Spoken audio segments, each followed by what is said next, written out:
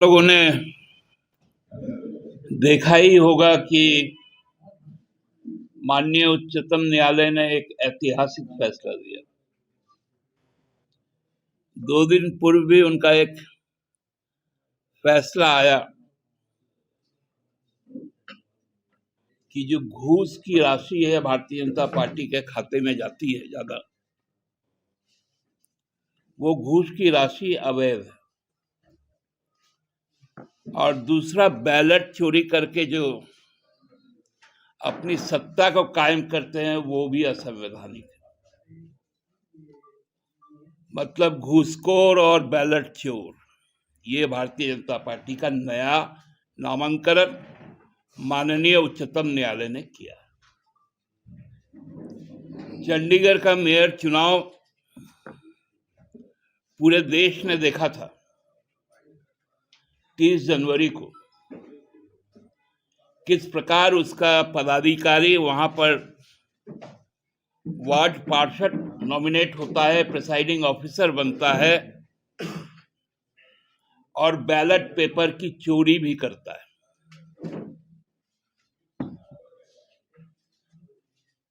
और ये चोरी बदस्तूर एक पायलट प्रोजेक्ट था, क्योंकि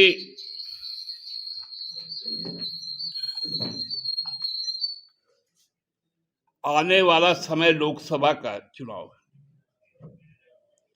ये पायलट प्रोजेक्ट उनका फेल कर गया और अब तय है कि लोकसभा में जो चोरी की प्लान बनाया हुआ था, बार बार ये कहना 370 और 400 पार, अब उसकी कलई खुल गई। आज जब चुनाव आयोग पटना में प्रेस से बात कर रहे थे और वहां की पॉलिटिकल पार्टियां उनसे बात कर रही थी, तो चुनाव आयोग के पास में इस बात की कोई सटीक जवाब नहीं था कि ईवीएम और उसके जो वीवीपैट के जो पर्चे हैं उस पर उनका क्या मंतव्य है। वो सुविधा ऐप की बात करते हैं। उन्होंने कहा कि पिछले दिनों हम 3,500 करोड़ रुपए सीज किए। तो माननीय इलेक्शन कमीशन ऑफ इंडिया को मैं ये भी बता दूं कि जो इलेक्शन बॉन्ड से 6,500 करोड़ रुपए आज के दिन में भारतीय जनता पार्टी के अकाउंट में है, उन अकाउंट को आप क्यों नहीं सीज कर रहे? खासकर जो इन्फोर्समेंट डायरेक्टरेट है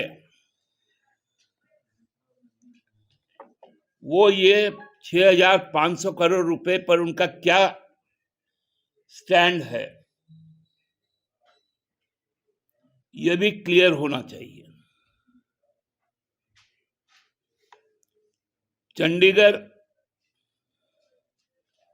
का चुनाव साधारण चुनाव नहीं था।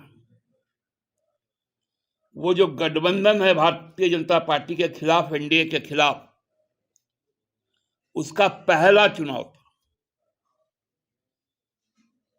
जहां आप और कांग्रेस दोनों ने मिलकर चुनाव लड़ा था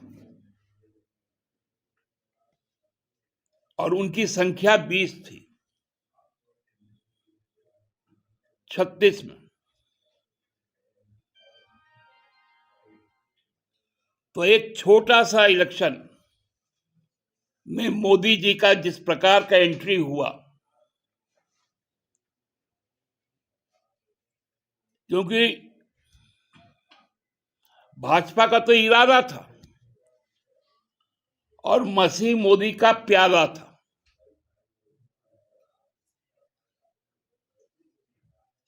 उससे चोरी पकड़ी गई। पूरे देश में जो आज माहौल बना है, खासकर किसानों को लेकर, बंगाल का भाजपा का नेता,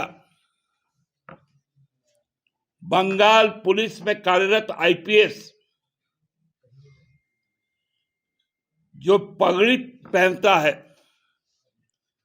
सिख कम्युनिटी से आता है,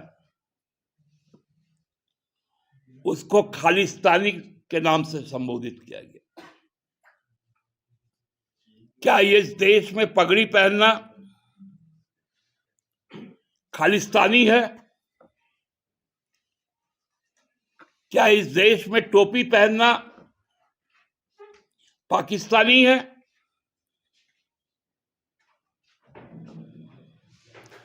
क्या इस देश में टाई लगाना वेटिकन सिटी है?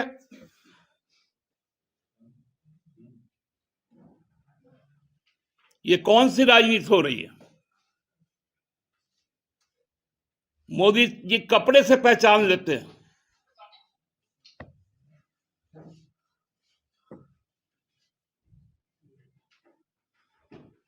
बंगाल भाजपा पगड़ी से पहचान लेती है।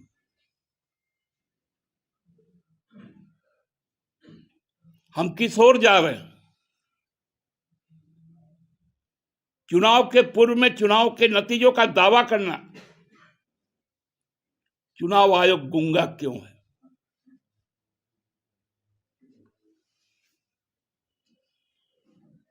जो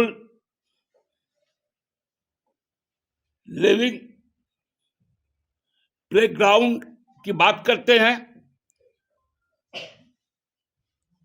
कि वो सच्चाई में है? क्या चुनाव आयोग यह तय करेगा कि प्राइम मिनिस्टर मोदी जब चुनाव प्रचार करेंगे तो उस जो एरिया है वहां क्यों नो फ्लाइंग जोन करार दिया जाता? तो ये लेवल प्लेइंग ग्राउंड कहां से रह गया? आप एयरपोर्ट पे उतरेंगे, एयर स्ट्रिप पे उतरेंगे, हेलीपैड में उतरेंगे, आधे घंटे पहले से और आधे घंटे के बाद तक क्यों वहां पर नो फ्लाइंग जोन रहेगा? क्यों नहीं आपके विपक्ष के जो नेता हैं वो अपनी सभा के लिए जा पाएंगे? ये बहुत सारी बातें। तो आज सुप्रीम कोर्ट ने अपने 2 ऐतिहासिक फैसलों से इस लोकतंत्र को जिस प्रकार से बचाया है, उसके लिए हम अपनी पार्टी की ओर से माननीय उच्चतम न्यायालय का श्रद्धापूर्वक नमन करते हैं और धन्यवाद देते हैं। धन्यवाद।